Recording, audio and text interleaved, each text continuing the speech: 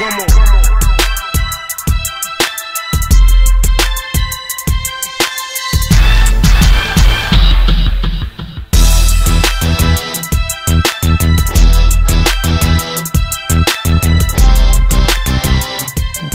у нас есть и детки, и ребята постарше, до 16 лет.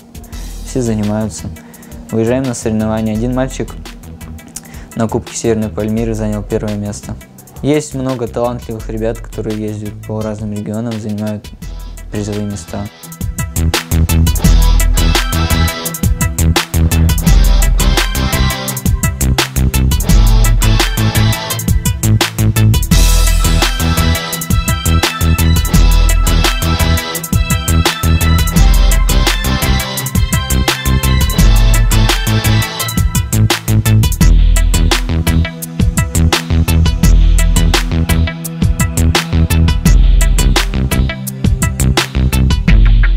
Break it down one time.